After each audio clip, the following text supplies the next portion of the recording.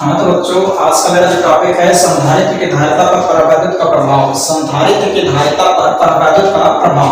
इसको इंग्लिश में कहते हैं effect of dielectric on the capacitance of a capacitor. ठीक, क्या बोल रहे हैं हम? Effect of dielectric on the capacitance of a capacitor. जैसे अब हमें क्या बताना है कि जो कोई कैपेसिटर है, कोई संधारित्र है, कोई संधारित्र है तो उसके अंदर कोई पदार्थ रख दिया जाता है, कोई डाइइलेक्ट्रिक सब्सटेंस रख देता है। मतलब जो कैपेसिटर है, किसी कैपेसिटर के दोनों प्लेटों के बीच में अगर हम क्या करते हैं, कोई डाइइलेक्ट्रिक सब्सटेंस या स्लैब या कुछ भी रख देते हैं तो उसकी कैपेसिटर पर, मतलब उस कैपेसिटर की कैपेसिटेंस पर, मतलब उस संधारित्र की धारिता पर क्या प्रभाव पड़ता है, वही हम लोग फाइंड करेंगे। जैसे मान लो एक हमारा कैपेसिटर है जिसके दोनों प्लेटों का एरिया, मतलब इस प्लेट का जो एरिया है वो हमारा कैपिटल ए है। यहां आपका प्लस क्यू कूलम के चार्ज से चार्ज है और दूसरा जो है माइनस क्यू कूलम के चार्ज से चार्ज है।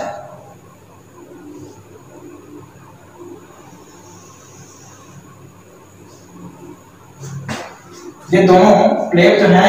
एक कैपेसिटर के हैं, यह माइनस क्यू कूलम के चार्ज से चार्ज है। और ध्यान समझिए, मेरे कहने का जो उद्देश्य है यही है कि एक कैपेसिटर है जिसके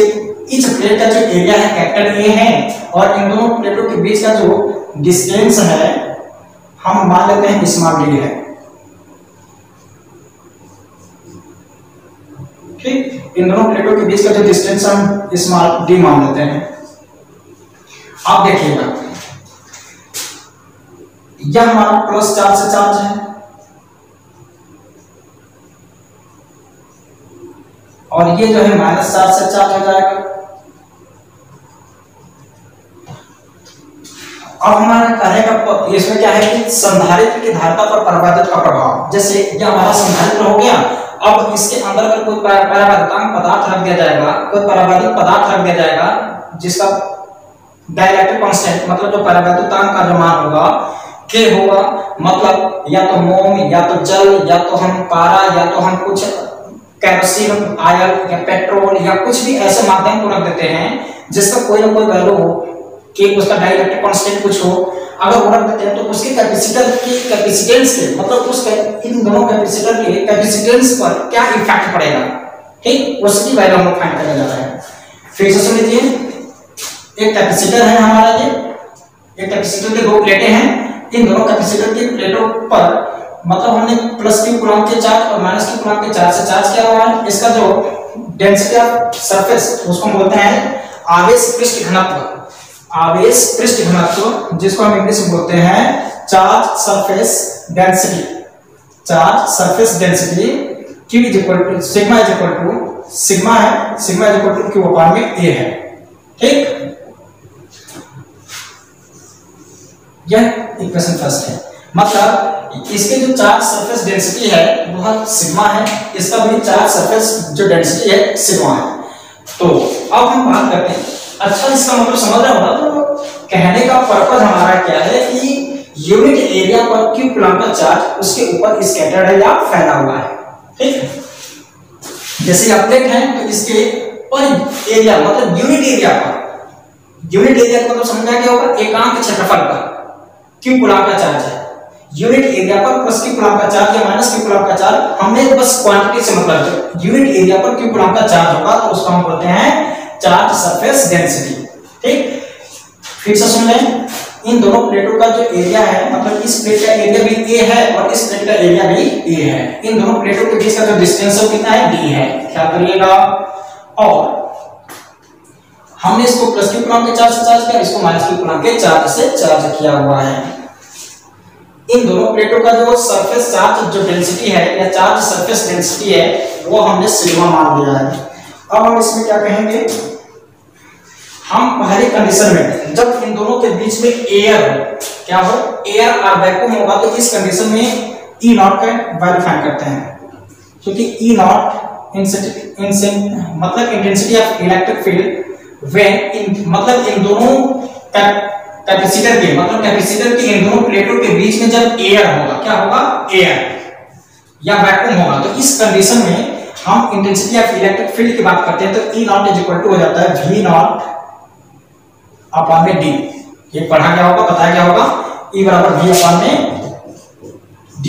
क्योंकि इंटेंसिटी ऑफ इलेक्ट्रिक फील्ड का यूनिट क्या होता है, वोल्ट पर मीटर होता है कि नहीं होता है, वोल्ट पर मीटर। पढ़ा क्या होगा, वोल्ट पर मीटर आएगा कि नहीं ऐसे, ठीक। तो अब देखो E nought is equal to V nought upon में D, या हम इसी को क्या कर सकते हैं, तो हम यहां पर थोड़ा सा लिख देते हैं आपको, when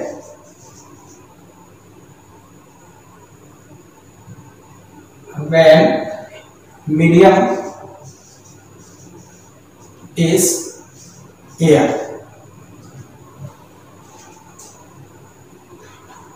when medium is air, then E nought is equal to हो जाएगा intensity of electric field, E nought is equal to ये होता है V नॉट अपॉन में D। जब हम मान लेते हैं कि इस कंडीशन में इन सबों का जो, इन दोनों प्लेट के बीच का जो, इन दोनों प्लेटों के बीच का electric potential difference V nought है, कितना मान रहे हैं, जब इन दोनों के प्लेटों के बीच में मीडियम एयर है तो इसका हम इलेक्ट्रिक पोटेंशियल डिफरेंस को हम V मान लेते हैं। अब इसी को हम क्या कर रहे हैं कि जब इन दोनों प्लेटों के, मतलब संधारित्र के प्लेटों के बीच में जब हमारा माध्यम वायु होगा चाहे निर्वात होगा, तब उस दशा में हम इन दोनों प्लेटों के बीच के विभवांतर को V नॉट मान लेते हैं और दूरी हमारा y होगा। तब इस दशा में वैद्युत क्षेत्र की तीव्रता E nought is equal to V nought upon में D हो जाएगा। अब जब हम इस कैपेसिटर के दोनों प्लेटों के बीच में हम मान लेते हैं कि हमारा जो मीडियम है वह एयर और वैक्यूम है, तो इस कंडीशन में हम एक और सपोजिशन कर लेते हैं कि इन दोनों प्लेटों के बीच में हमारा इलेक्ट्रिक पोटेंशियल जो डिफरेंस है वह V नॉट है, क्योंकि प्लस Q कूलम के चार्ज के कारण V is equal to Q upon में W अपॉन में Q से हो जाएगा, वहां से फाइंड कर सकते हैं। इस पर भी हमारा इलेक्ट्रिक पोटेंशियल इन दोनों प्लेटों के बीच को हम अगर डिफर कर देंगे तो मान लेते हैं कि electric potential difference V nought है, ठीक। तो इस कंडीशन में इतना होगा, या हम इसी को लिख सकते हैं V not is equal to हो जाएगा E नॉट इनटू D, लिखा जा सकता है। अब देखिए E नॉट, हम E नॉट का वैल्यू कैसे फाइंड कर सकते हैं, क्योंकि E nought is equal to sigma upon में एप्सिलॉन होता है, तो इसको हम इक्वेशन कर लेते हैं second. E nought is equal to हम कर सकते हैं सिग्मा अपॉन में एप्सिलॉन से, तो लिखेंगे एज वी नो दैट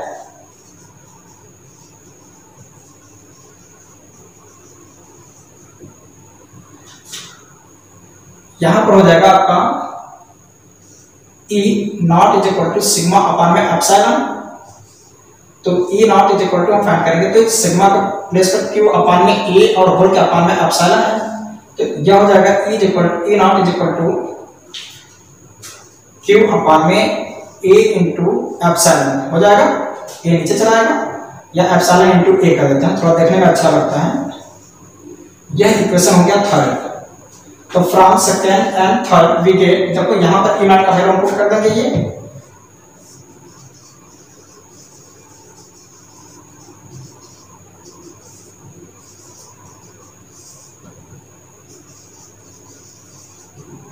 यहां पर E नॉट का वैल्यू यहां से इक्वेशन थर्ड से पुट करेंगे तो ये हो जाएगा V नॉट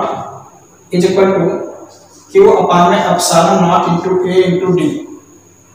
यह इक्वेशन, चलो इसको इक्वेशन नहीं करते हैं, हाँ 4 कर देते हैं, इस इक्वेशन में क्या जा रहा है, यह हो जाएगा from the definition of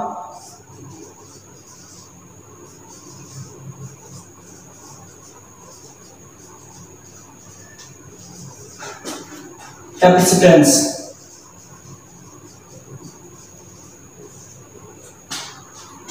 C not is equal to कर देंगे Q अपॉन में V नॉट, देन अब यहीं पर V नॉट का वैल्यू हम ये पुट कर देंगे, देन फ्रॉम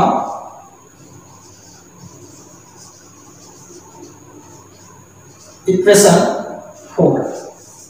V नॉट का वैल्यू यहां से हम V नॉट का वैल्यू यहां पर पुट कर दें, तो ये हो जाएगा सी नॉट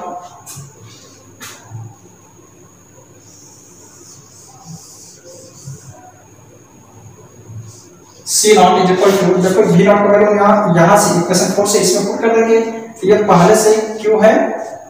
इसको क्यू तो पहले लिख लिए होल के अपान में, अब इसके प्लेस पर हम कितना रखेंगे, ये हो जाएगा क्यू अपान में एप्सिलॉन इनटू ए इनटू डी हो जाएगा।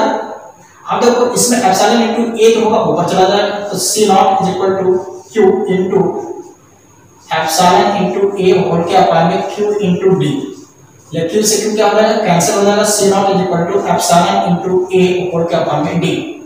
यह इक्वेशन 5 मान लेते हैं। कितना हो गया इक्वेशन 5। अब देखो, अब हम मानते हैं कि इन दोनों मतलब यह जो संधारित्र है, इन संधारित्र के बीच में कोई के परावर्तकांक का माध्यम रख देते हैं। अब यहाँ पर हम कोई मीडियम रख देते हैं जिसका डाइलेक्ट्रिक कांस्टेंट का वैल्यू मतलब परावर्तकांक का मान के हो गया, और इस कंडीशन में इलेक्ट्रिक पोटेंशियल डिफरेंस भी मान लेते हैं। तब क्या होगा,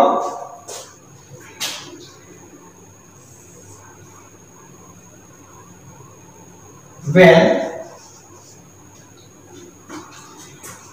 electric potential difference between two plates,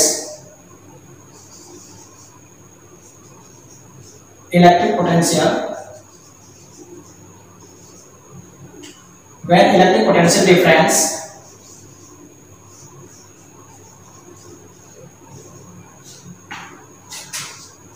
between two plates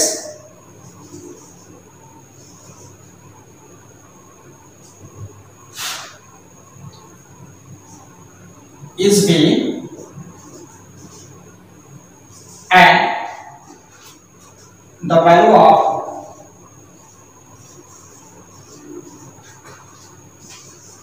dielectric constant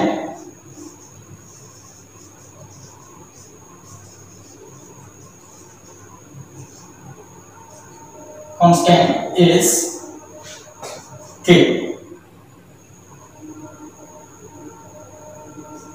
then मतलब हमारे कहने का क्या है, उसको समझने कि अगर इस कैपेसिटर के बीच अगर अब हम मीडियम के वाला कोई सब मीडियम रख देते हैं, के कांस्टेंट का कोई डाइलेक्ट्रिक कांस्टेंट का मीडियम रख देते हैं, और मान लेते हैं कि इन दोनों प्लेटों के बीच का जो मतलब इलेक्ट्रिक पोटेंशियल डिफरेंस है अब वह क्या हो गया, V नॉट से V हो गया है। तो इस कंडीशन में अब क्या कहा जा सकता है, तो अब यहीं पर लिखेंगे E इक्वल टू हो जाएगा, इस कंडीशन में E की जब हम वैल्यू करेंगे, जैसे यहाँ पर E नॉट में क्या था, यहाँ पर E कर देंगे तो V अपान में D हो जाएगा, और E इज इक्वल टू क्या हो जाएगा, V का वैल्यू कैसे फाइंड कर लेंगे पता ही है, क्योंकि अब यहाँ से हम V का वैल्यू फाइंड कर लेते हैं। V इज इक्वल टू हो जाएगा E into D, E into D हो जाएगा, और V इज इक्वल टू करेंगे E का वैल्यू क्या होगा, intensity of electric field Q upon में, देखिए इसके स्थान क्या है, Q अपान में K into epsilon into A हो जाएगा कि नहीं हो जाएगा। जैसे यहाँ पर था E equal to Q upon में एप्सिलॉन इंटू A आया था, अब यहाँ पर क्या हो जाएगा कि अब यह K मीडियम है, जब K मीडियम है तो यहाँ पर K आ जाएगा, और इंटू D पहले से है, इंटू D। देखो E के प्लेस पर हमने कितना पुट किया है,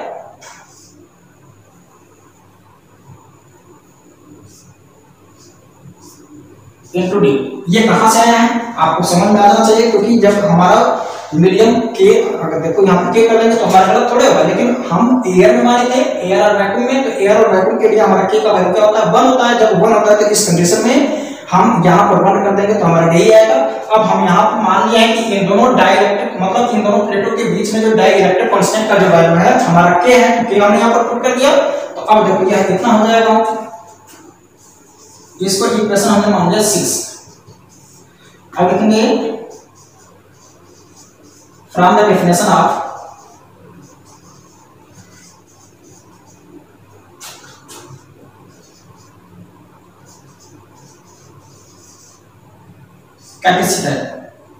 कैपेसिटेंस। अब क्या हो जाएगा, ये C is equal to Q upon में V होता है। अब इस V का वैल्यू हम यहाँ से इसमें पुट कर देंगे, सो C इज इक्वल टू यहां से हम इस v का वैल्यू यहां से मतलब इस v का वैल्यू यहां पर पुट कर देंगे कि अब q पहले से है और होल के अपान में हो जाएगा q अपान में k epsilon into a into d हो जाएगा। यह नीचे वाला पोर्शन ऊपर चला जाएगा,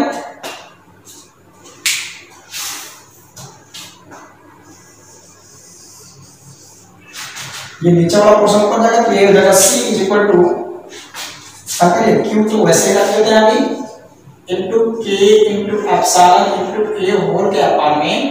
q इंटू d, q से q कैंसिल हो जाएगा, c इज इक्वल टू हो जाएगा k into epsilon into a whole के अपान में d। यह इक्वेशन हो जाएगा 7, मतलब इसको हमने इक्वेशन मान लिया 7। अब हम उधर से थोड़ा सा इरेज करते हैं।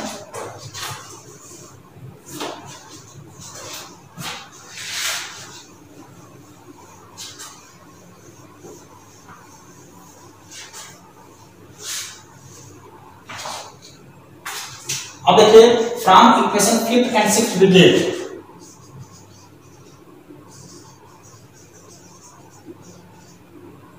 या 7 इक्वेशन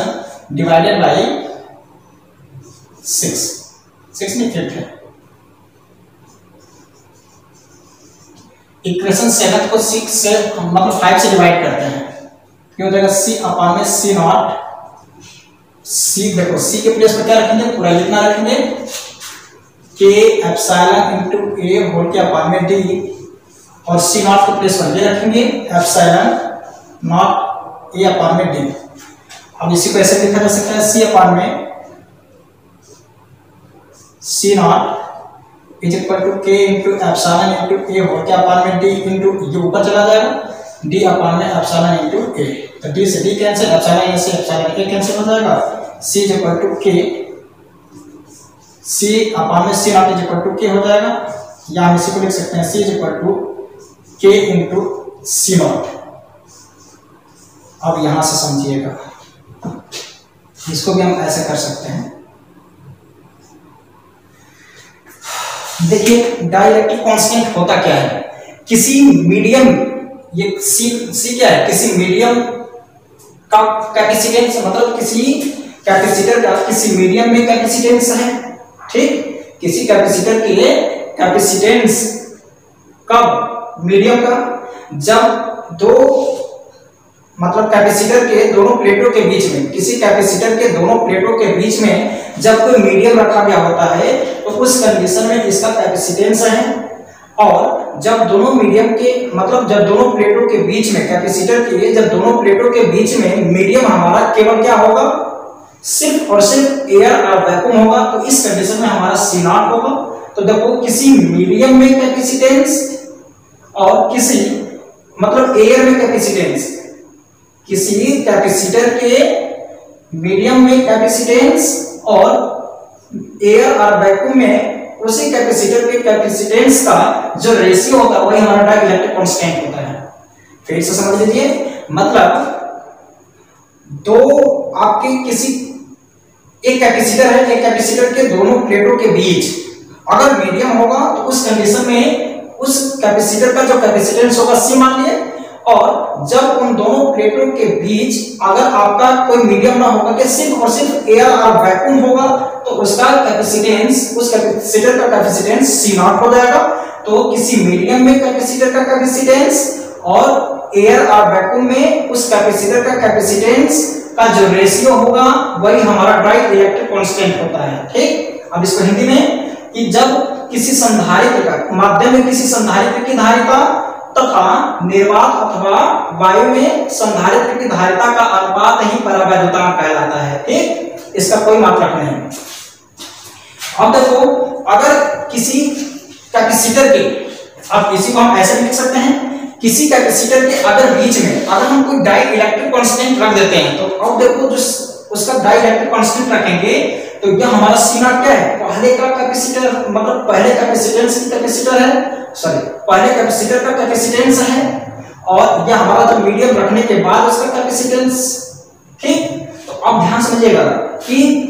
जब किसी कैपेसिटर के प्लेटों के बीच में अगर हम के डाई इलेक्ट्रिक कांस्टेंट का कोई मीडियम रख देते हैं तो इस कंडीशन में उसकी जो कैपेसिटेंस होता है, मतलब उस कैपेसिटर का जो कैपेसिटेंस होगा के टाइम्स इंक्रीज हो जाएगा। मतलब यह हमारा जो जितना ही अधिक होगा डाई इलेक्ट्रिक कांस्टेंट, इन दोनों कैपेसिटर के बीच में जितना ही हम क्या करेंगे, जितना ही अधिक डाई इलेक्ट्रिक कांस्टेंट का कोई मीडियम पुट करते हैं उतना ही इसकी कैपेसिटेंस इंक्रीज हो जाएगी। और जितना ही इसके बीच में इन दोनों प्लेटों के बीच में जब कम कैपेसिटेंस वाले, मतलब जब हम कम डाई इलेक्ट्रिक कांस्टेंट वाला कोई मीडियम पुट करते हैं, अगर कम का होगा डाई इलेक्ट्रिक कांस्टेंट का उसका वैल्यू मीडियम का, तो उसका कैपेसिटेंस भी कम होगा। अब यहां पर कहने का देखो क्या हो गया कि जब हम इसमें के मीडियम का अगर हम क्या किए हैं, इन दोनों प्लेटों के बीच में, कैपेसिटर के दोनों प्लेटों के बीच में अगर हमने के डाई इलेक्ट्रिक कांस्टेंट का क्या रखा है, कोई मीडियम रखा है, तो उसका कैपेसिटेंस के टाइम्स इंक्रीज हो गया, पहले वाले का के टाइम्स हो गया। हिंदी में जब किसी संधारित्र के दोनों प्लेटों के बीच में अगर के परावर्तकांक, के मान का कोई परावर्तकांक अगर हम रखते हैं तो इस कंडीशन में उसकी धारिता के गुना बढ़ जाती है। यही है हमारा, ठीक है। थैंक्स टू, नोट कर लीजिएगा। आज के इतना बहुत है।